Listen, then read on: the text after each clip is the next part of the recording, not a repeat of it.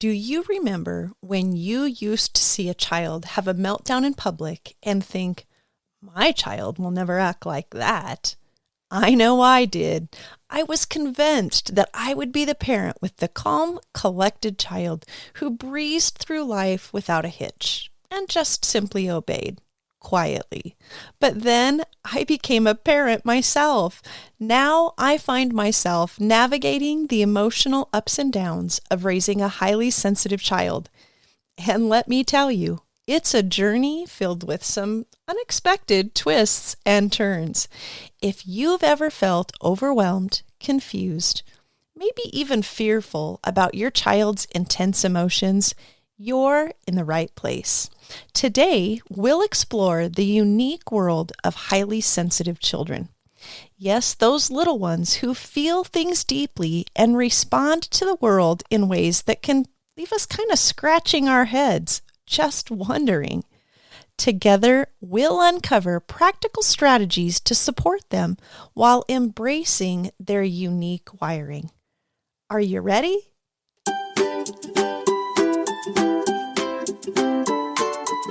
Welcome to Calm Connection Parenting, where we buckle up for the emotional roller coaster of raising intense and highly sensitive kids and discover some amazing things along the way. I'm your host, Jamie Kirkbride, a mom of 7, parenting coach, professional counselor, and your guide through the wild world of meltdowns, challenging behaviors, and big emotions. If you're exhausted and overwhelmed, feeling like you're always one step away from chaos, searching for a little calm in your day, then you're in the right place. Here, you'll find practical tools and faith-based strategies to transform your family. Together, we'll laugh, we'll learn, and we'll figure out how to turn those messy meltdowns into moments of connection. Let's jump in. All right, let's just start with the basics here. What is a highly sensitive child? Maybe you've heard the term used before. Maybe you haven't. So let's just start there. What exactly is a highly sensitive child? Well, it's oftentimes referred to as an HSC, highly sensitive child. These children experience heightened, or sometimes we might even call it excessive, emotional and sensory responses. You might find that they tend to react intensely to situations that seem minor to other people. They may be excessive for their age. It may be excessive for their level of maturity. It may be out of proportion to what their peers or siblings may be showing. Now, it's not just children who are highly sensitive. There's actually highly sensitive adults too. So as we talk about this, some of you may be surprised to think, gosh, that sounds a little like myself. So keep your mind and your eyes open as we talk a little bit today about what highly sensitive children may look like. You might be wondering, well, where did the term highly sensitive even come from? Well, the term highly sensitive was actually popularized back in 1990 by Dr. Elaine Aron, who conducted an extensive research on what she really considered a fascinating personality trait. Research indicates that there's actually 15 to 20% of children that are highly sensitive. Now, it's important to understand that sensitivity is not a flaw. Oftentimes it gets thrown around in conversation like, oh, you're just being too sensitive, or she's just so sensitive, or, well, if you weren't so sensitive. And so I don't want this conversation today to feel as though we're talking about a negative trait in our children. Rather, I like that this lady, this initial research talked about it kind of being a personality trait. And I think it helps us understand unique wiring. It is an element of unique wiring. And I think it's also helpful to view it as a natural variation in how some brains function. In other words, it kind of falls under the umbrella of what may be considered neurodivergence. Now, that's kind of a term that gets thrown around a lot nowadays, and maybe you're not very familiar with it. But typically we think about two terms as it relates to brain functions. Neurotypical, which would mean according to the way brains might typically function, and neurodivergence. In other words, it may tend to go different directions, different ways. It may look differently, but it isn't negative. It's just different. Well, you might be wondering, what does it mean to have a highly sensitive brain? Well, each of our brains is wired to take in input from the environment, from social settings, from the words we hear, from the things we see, from the things we feel. But not only are we taking in that information, our brain is working to make sense of that input. And then the next step further, not just make sense of it, but respond or react to it. You take in some form of information, your brain then decides what to do with it and how to respond to it. Now, some of that is done by choice, and other times it's more like an automatic response. It might be sensory information like taste, touch, sight, auditory. It might be where your body is in space. It might be how your body is moving. It might be even the fact that you're feeling hungry. That's sensory information. It might be environmental. Is it noisy in here? Am I alone in here? Is it crowded in here? Is there too many people too close to me here? It might be relational information. Gosh, I feel like maybe he's mad at me right now. Or gosh, I feel like they're not listening. Or I think things between us have felt a little bit tense. Or things are feeling pretty calm and predictable. These are just some examples of the information that our brains are constantly taking in. Now, our brains have a very special feature that filters out information that we may not need at the time. Because you see, we wear clothes all day long, but our brain isn't consistently saying, you're wearing a shirt, you're still wearing a shirt. Did you know you're still wearing a shirt? That shirt, you're still wearing that same shirt.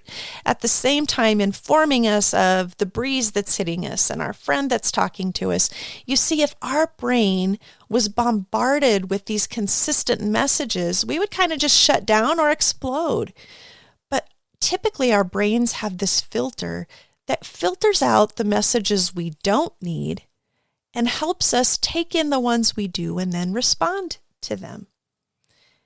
So you might imagine a highly sensitive brain is tuned in to catch things quickly and then keenly make sense of that and then respond, but oftentimes in a very heightened manner. So they are probably getting bombarded with more messages than they can really respond well to. And that is where that overwhelm comes from. So you might be asking yourself now, well, how do you know if your child is highly sensitive? As parents, you may wonder if your child fits this description. And so I have a few questions that might help you identify whether you indeed have a highly sensitive child. So what about these? Does your child have intense emotional responses to things that may seem minor to other peers, friends, or siblings their age? What about this? Are they easily overwhelmed by sights, sounds, smells, new situations? Or what about this? Do they seem rigid or inflexible, trying hard to control what happens? Yeah. Those are some really good questions, and I want you to pause with those for a minute and think about it. If you answer yes to any of these questions, your child might be highly sensitive. So let's talk specifically about what are the signs of a highly sensitive child. Let's dive into some of these and see if any of these might apply to your child or a child you know. I might even give some examples along the way. First of all, they tend to be intense. They have extreme emotional responses to even small things. In other words, if other kids kind of let it roll off their back, or you've never heard another one of their siblings complain about it, and it consistently sets this child off, it might be highly sensitive. If they're very particular about details, the way things are done or how they're organized. Yeah. What about if they tend toward perfectionism? And sometimes they have a really hard time when they don't meet that level of perfectionism in their mind. They may have a really hard time losing. You know, I remember one of our kiddos struggled a lot with something as simple as an art project, even if it was just coloring. Because in his mind, he thought he could produce something that would look a certain way. And when he couldn't achieve that, he would just kind of explode. He would lose it. He would either shut down, turn inward, and give up, or he would explode and all of a sudden just have this meltdown over something that seemed so minor. We're just doing a craft. We're just doing something fun. But the problem was his expectation in his own mind was too much. And when he couldn't meet that, he felt like he was failing. Oftentimes, these kiddos have an intense need for control, so they tend to be rigid and inflexible. They really stick to those routines and have a hard time functioning outside of routine. They may be apprehensive about new situations, and the unexpected can be a real trigger. I know our child struggled with ever going to a restaurant that we didn't frequent because they didn't know what food they would have, what food they would choose, what the food would taste like, and sometimes even the setting would be too much for them. So just having the comfort of what they felt was familiar. What about this one? Heightened awareness to details. Situations, even things like textures.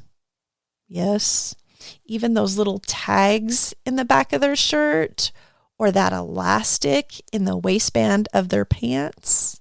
What about smells? What if the person sitting next to them at breakfast hasn't put on deodorant yet? Yep, that was one at our house. What about noises?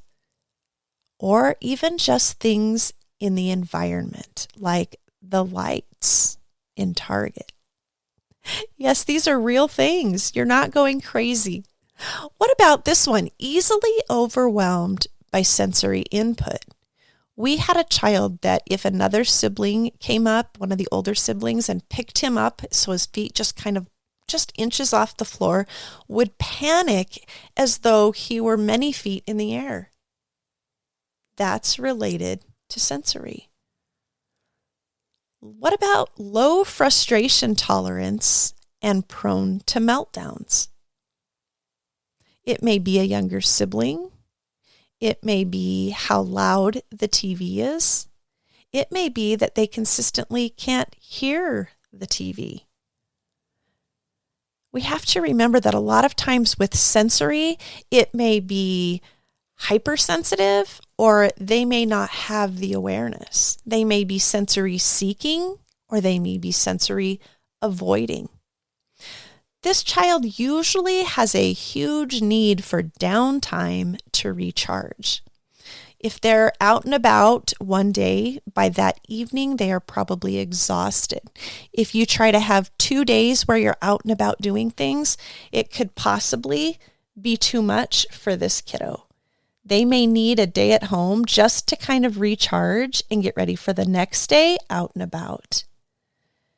They may tend to be deep thinking and even overthinkers.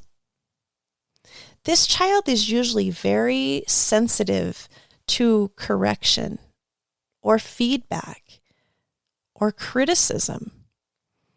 And it can oftentimes relate to this fear of rejection. Oftentimes, this kiddo is highly perceptive and intuitive. They're like a sponge for other people's emotions that are around them. Where if it's positive emotions, that can maybe hopefully kind of wear off and cheer them a bit. But if they're around people that are intense, serious, critical, they can also take that in, and it can really start to wear them down. This child is usually very self-conscious. It might even look like anxiety. They're usually tuned in to everyone and everything around them. It's almost as though their brain just never turns off. This child is more prone, as you might imagine, to anxiety and other mental health challenges. So you may have listened to this list and thought, wow, you know what? My child actually has several of those. You may have listened to it and thought, gosh, that kind of explains me too. Maybe I'm not so different from my child. That's common for many parents as we start learning about these highly sensitive traits. Now, in a minute, we're going to talk about how these traits and how being highly sensitive relates to some of these common mental health diagnoses. And trust me, I'm going to explain all that in a minute. But first, this message. Let's talk about something we don't say out loud enough. How guilt, shame, and even embarrassment can creep in when your child's emotions and behaviors feel out of control. You may feel judged or misunderstood when you try to talk about their challenges, and asking for help can seem like admitting failure. I've been there. But here's the truth. Seeking help isn't something to be ashamed of. And you deserve a safe, supportive space where you can find real solutions to help your child and family. That's exactly what the Calm Connection Parent Coaching Program offers. It's designed for parents who are dealing with their child's intense emotions, difficult behaviors, and for some child mental health challenges, and who need practical, faith-based strategies to navigate the journey. With video courses, workbooks, a supportive community, and the best part, weekly coaching calls, you'll get the help you need without judgment. Just a safe place to help you and your family thrive, not just survive. If you're ready to stop feeling alone and defeated and start getting the help you need, visit calmconnectionparent.com to learn more. You're not alone in this journey. Let's do this together. All right, we left off talking a little bit about those mental health diagnoses. And you may be thinking, well, gosh, is being highly sensitive a diagnosis? And it isn't an official diagnosis. But what we find is that oftentimes children share these traits, and so it is kind of classified under this umbrella as highly sensitive. But what we know is that a lot of mental health diagnoses can share or overlap with some of these issues of hypersensitivity. So you might be hearing what we've talked about so far today and thinking, now wait a minute, that sounds a lot like my child, but my child has ADHD or DMDD or maybe even anxiety or autism. That's because many issues have this common overlap, because many of these issues have that sensory component. Now, that's not to say that if your child is highly sensitive, he automatically has one of these diagnoses. I want to make sure that you understand that. But it does mean that you might notice some common overlapping traits with these differing issues. And a lot of kiddos that have DMDD may have some traits of the ADHD as well. Some children that have ADHD may have anxiety as well. So there are oftentimes these overlaps that we can't necessarily just nicely sort out. They just kind of coexist. Now, I want to make sure as we're talking about these traits of highly sensitive children that we take time to talk about this important question. What are the strengths of a highly sensitive child?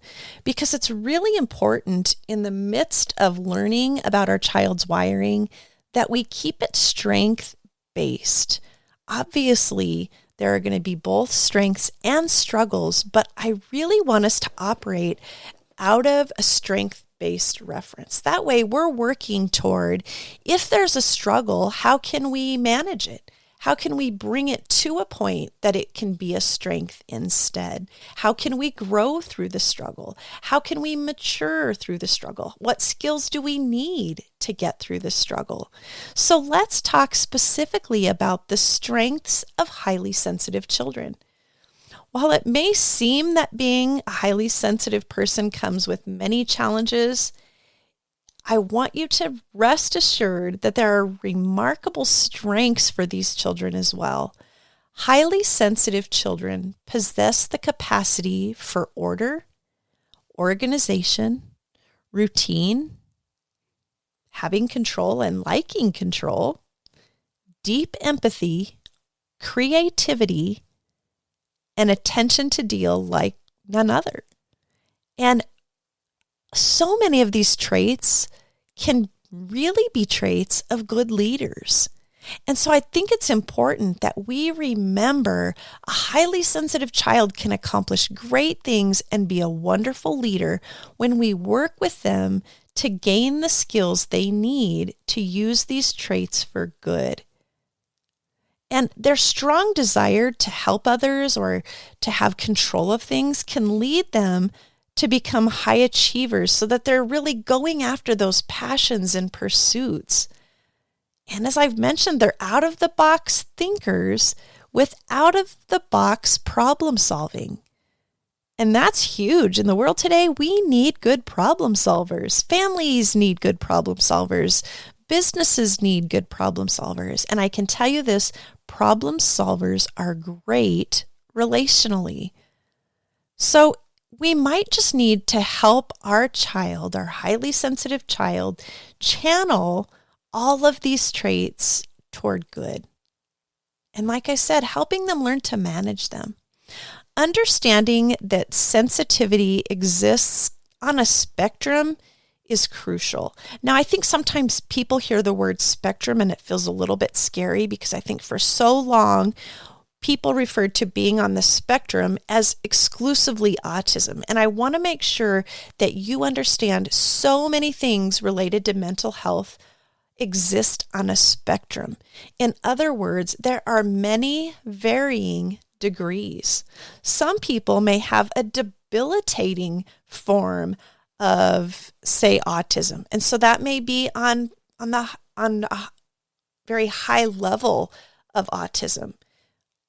Likewise, they may have very high functioning autism. And so that's a different place on that spectrum. Okay, if there is somebody on the spectrum of being highly sensitive and it's kind of the higher degree of that, it may be more debilitating to their routines of a day, for getting ready for school, through getting through a school day, functioning in a family. Whatever that might be, it may complicate that more than somebody else who is also highly sensitive, but are just at a different degree on that spectrum. And so I think it's really helpful as we talk about mental health issues that we remember the spectrum and that no two people who are highly sensitive are going to look exactly the same. No two people with ADHD are going to look exactly the same. No two kiddos with DMDD are going to look and behave and emote the exact same ways. So I think it's so important that we remember the spectrum of all of that. And not every highly sensitive child will display these traits to the same degree. And appreciating this diversity can help us support them better. Now, I also think it's vital to acknowledge that the intensity of feelings in highly sensitive children is often misunderstood. And for many, the more out of control their feelings are on the inside, the more they try to exert control on the outside. And I think that's really important for us to hear that and to really take it in. So I'm going to say that one more time. For many of these kiddos, the more out of control their feelings are on the inside, the more they try to exert control on the outside. Adding, of course, to that inflexibility and them being so rigid. Recognizing that their behavior stems from a place of sensitivity, or as I prefer to explain it, a heightened response, can help us as parents to react with compassion rather than frustration. The more we understand our children's wiring, the more equipped we will be to support them through their emotional journeys and those challenges. So now you might be asking yourself, well, how do I parent a child that's highly sensitive? So I want to give you some practical strategies today. Number one, I want you to find support. I want you to connect with other parents who understand this journey, as it can be invaluable. You can look for local or online education groups, support groups, and you can share experiences and kind of hear from people who may be a little bit ahead of you in the journey, maybe a little ahead of you in accepting those things in their child, as well as people who maybe are coming from behind and gain encouragement from the fact that maybe you've picked up on something and you can now share it with them. So you can kind of find the camaraderie of shared experiences and good advice. Next, I want to encourage you to truly investigate the issues. I want you to make sure you know and understand your child's wiring and their needs. Really taking a look at what traits do they have from that highly sensitive list. Next, I want to remind you to establish routines. Predictability can provide great comfort for a highly sensitive child. Establishing consistent routines to help your child feel secure so they know what to expect. The unexpected can be a huge trigger. And so it's important that as you establish these consistent routines, you start to build trust and connection. Now, it's important as you're establishing these routines and as you're investigating the issues to really look at what triggers your child, because these triggers will help you link them to some of these traits. It may also help you figure out if it might be something beyond just the highly sensitive child. It may be something that might be more mental health related. It may relate more to something with ADHD. And so it can help you gauge where you might be on that spectrum and where you might need to seek some extra help for your child. Next, I want to encourage you, as I do with all of my coaching clients, to really work to lead with empathy. Encourage your child to express their feelings. And as they do that, validate their emotions. Let them know it is okay to feel things deeply. It is okay to be angry. We just need to be careful with what we do when we're angry. It's okay to be really mad at me, but we need to be respectful even when you're really mad at me. It is okay to be so upset you don't want to do anything. So how about if we take just a few minutes to just feel really upset about it, and then let's think of a way that we can maybe find something and distract you with it. Like, What's something else you might really enjoy? Think about that in 10 minutes and we'll come back to it. In other words, helping them frame and make those boundaries for their emotions. And sometimes we can be more concrete with that. Other times we need to kind of go with the flow. We need to show them what flexibility looks like. I want to encourage you to adjust your approach according to your child's needs. Once you know and understand your child's unique wiring and needs, I want you to make sure you hear the real issue and adjust your approach for the real issue. I have to admit to you, I used to get stuck on this. I was a problem solver. I was a fixer. And so as soon as I would hear my child say that he was frustrated or that he was upset, I thought I probably had the answer for him. And what I learned was that until he knew that I understood what he was feeling, he didn't care that I had an answer. And so making time first to acknowledge the emotion and then adjust your approach according to the need. Now, there are times I encourage you as a parent to say something along the lines of this. I see you are really angry, or I hear you are really frustrated. I notice you are really mad. And this is what you will soon find. When you start using this conversation with your child, you may take a stab at something and have them say, no, that's not it.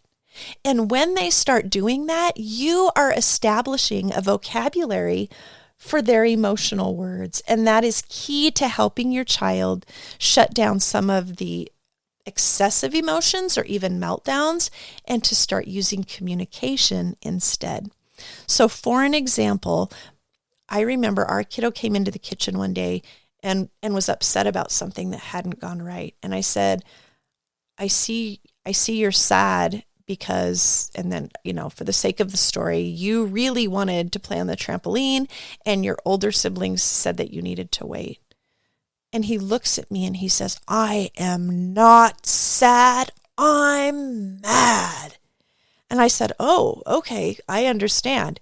You are very upset. You are mad because it feels like it should be your turn right now. Yes. And from that point, then we could problem solve. But when I took a stab at it and it wasn't quite right, it didn't go over well. He wanted me to understand. After we have adjusted our approach, I want you to remember to respond with consistency and calm. Work to co-regulate and model what you want them to do with their emotions. Your child will honestly grow to trust your responses when you practice tools that work. And last but not least, self-care. Practice self-care for parents. Remember, you can't pour from an empty cup. Prioritize your well-being and your own systems of support so that you can be better help for your child. As we wrap up today's episode, I want to encourage you to spend time growing to understand your child's needs so you can embrace your child's unique wiring and strengths. Understanding and parenting a highly sensitive child can be challenging, but it is also incredibly rewarding. If you're looking for additional support, consider exploring the Calm Connection coaching program, where I help you dive deeper into those strategies for connecting with your highly sensitive or uniquely wired child. Big emotions, big hearts, but let's keep navigating them together.